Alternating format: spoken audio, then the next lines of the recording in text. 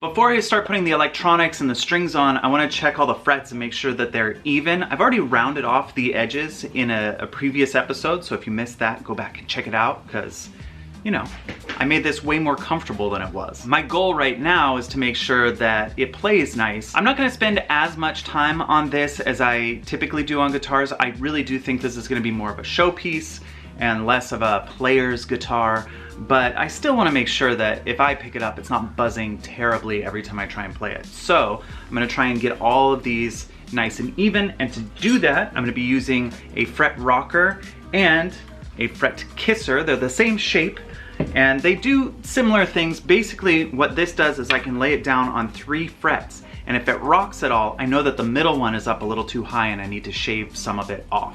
So I'm just going to go 3 by 3, check each of the frets, and just make sure there's none that are super high.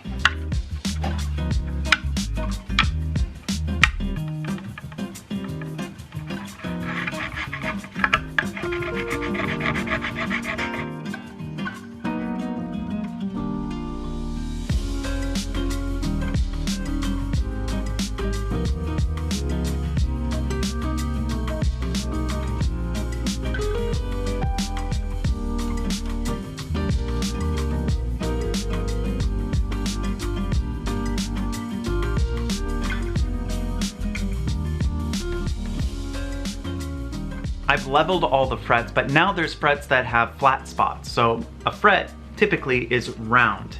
It's a long kind of like tube shaped thing.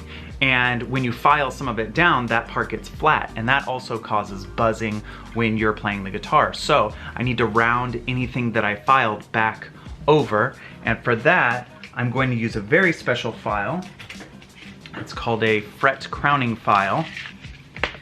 And it's not rough on the edges like a regular file. It actually has a curved, a convexed area on both sides that has that file texture to it, so that when it goes over the fret, it files it back into a more circular shape. And at this point, since I will be using a file and I'm going to be polishing all the frets, I'm gonna tape up the guitar to protect the wood that's underneath all of the frets before I get started.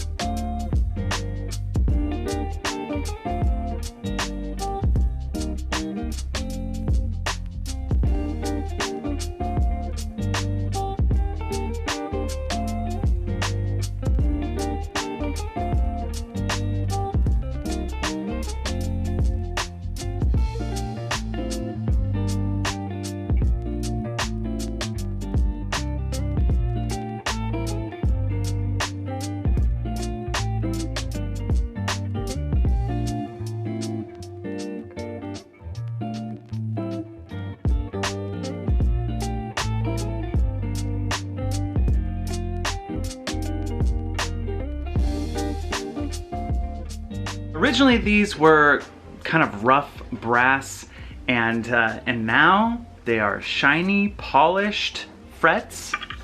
They feel nice. I don't know. Every time I go to work on this guitar, I go, I'm just gonna kind of do the quick and dirty way of doing this, and then I go, oh no, I really like this guitar. I want it to be the best. So I put a little extra work into it, but I think these frets are looking very shiny, very nice. And now, since I'm leaving the neck natural, I'm not putting any paint or lacquer on it, I'm going to condition it with some teak oil and just get it so that it feels nice, the wood is conditioned, and it'll last a little longer that way as well. So let's do the teak oil.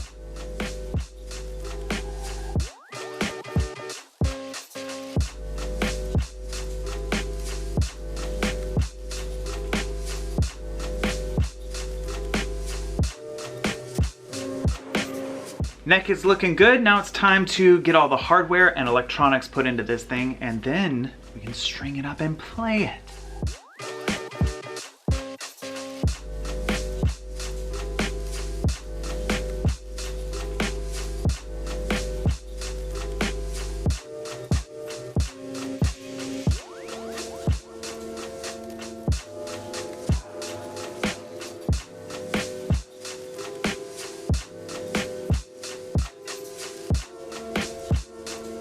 So it turns out there is a hole that I forgot to drill on the chicken version of the guitar. There is a ground wire that goes from this area here through the body of the guitar up to here, and this plate goes over it and makes connection, and it grounds the wire. Here on this guitar, that hole would be here going towards the egg. So I'm gonna have to take the egg off so I don't damage anything underneath the egg, because right now there's electric stuff under there.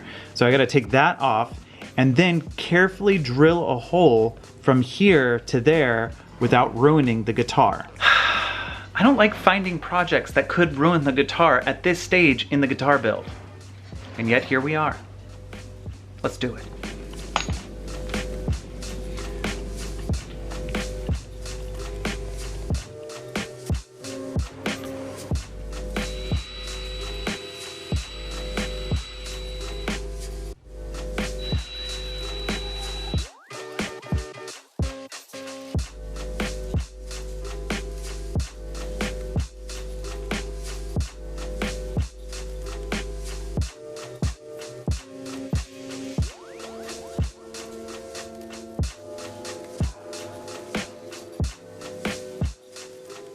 This is one of those times where I'm really glad I take pictures of stuff before I take it apart, because I started this project before Halloween, which was a long time ago. A lot has happened since then, and I don't remember how it's supposed to all go together, but luckily I took pictures of it before I took it apart, so now I'm going back through my photos, finding those pictures, and now I know how to solder everything back together. So, let's get to soldering.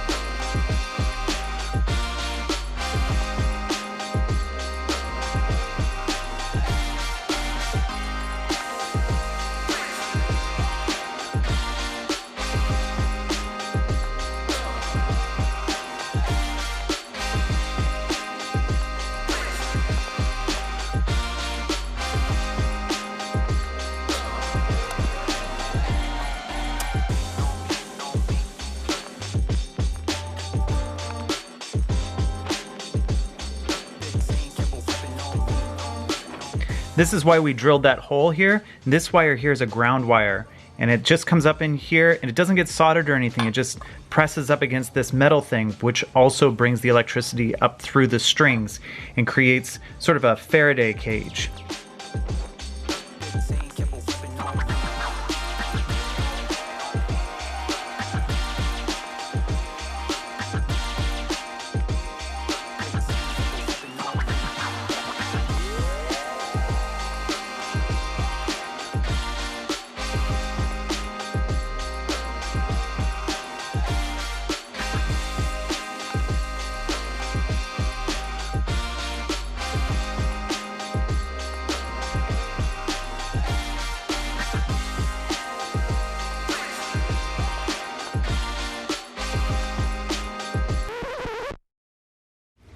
The cheap screw head just popped off. That's the head to the screw. The rest of it's right here, but it's sticking out. So I can't grab it to pull it out.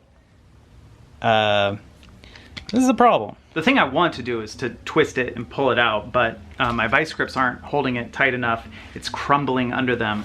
The next best thing I think would be to file it down and put a different screw in there, but I'm worried I'm gonna ruin the guitar. The least good option is to just put the plate on and screw the other two and just have that little piece sticking through. This is unfortunate. All right, so after mulling over it a little bit, I think this is the best option, is to just leave that like that and put in 2 screws down here, and hopefully that'll be enough to keep this in place. And if it's not, then I'll reconsider what I'm doing.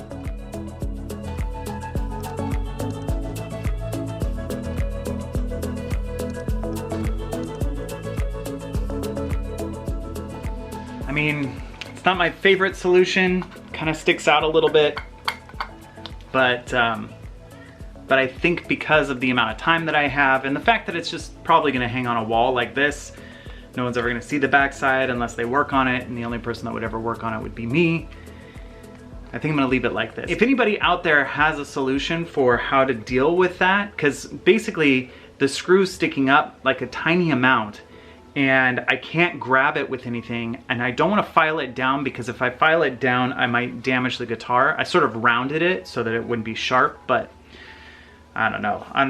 I thought if I filed it down I could pivot this and then put 3 new holes in, but even that solution I'm not like super excited about, to be completely honest. Anyway, who knew at this stage in the guitar build that we were gonna run into so many little issues here. Sometimes when something frustrating happens with the guitar build, I'll shift gears and do something completely different, and that's what I'm doing right here. I figured this guitar needed its own special pick. You can't just play a chicken guitar with a regular old pick. So I decided that I would make a special custom pick.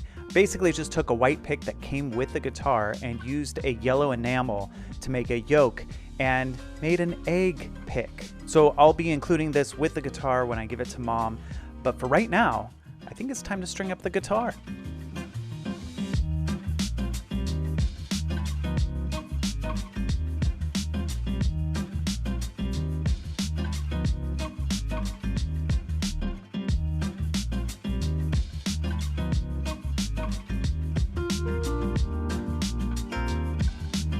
You know what I forgot to do?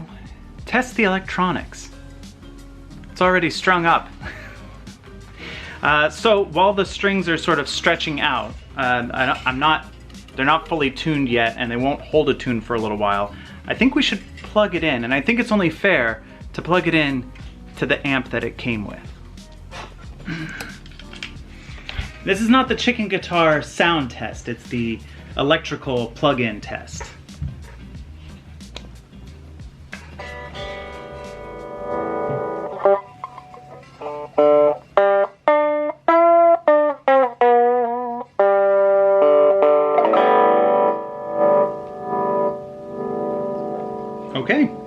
Okay, it passes the test. Now let's see if we can get these strings stretched out so we can actually play some music on this thing. This is funny to me in a very juvenile way. Chicken guitar.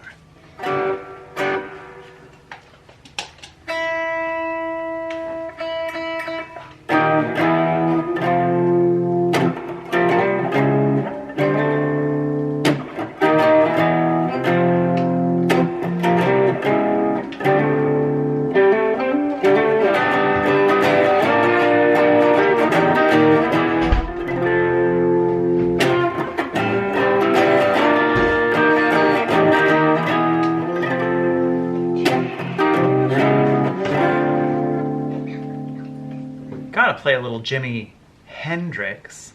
I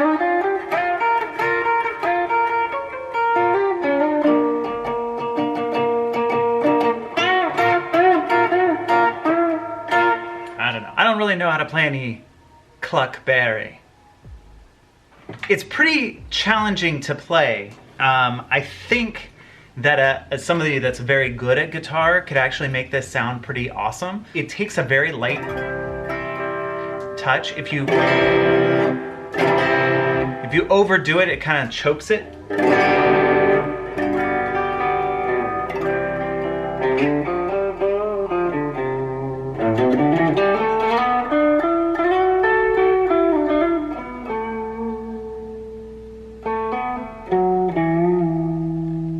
I've not really played with a guitar that is this short of a scale length. And there's a few things that I wasn't really expecting. And it all makes sense, but I wasn't really expecting it. One is that when you bend a note like that, I'm used to a certain scale length of guitar, and I know how far I need to bend it in order to get the note to go from one note to like a half step or a whole step up. With this, it's much more subtle. Like a little tiny bend does a lot. So just tiny little things will make a big difference, which means that if you're pressing too hard down on the frets, it will also make a difference. So it does require a really light touch and slight adjustments with how much pressure you're putting onto it as you play each note. And then the other thing is, it's pretty easy to get to these down here because of the design of the chicken. Your hand gets into this area fairly easily to hit these high notes. However, they're so close together that my huge fingers cannot fit to do the things that I need to do.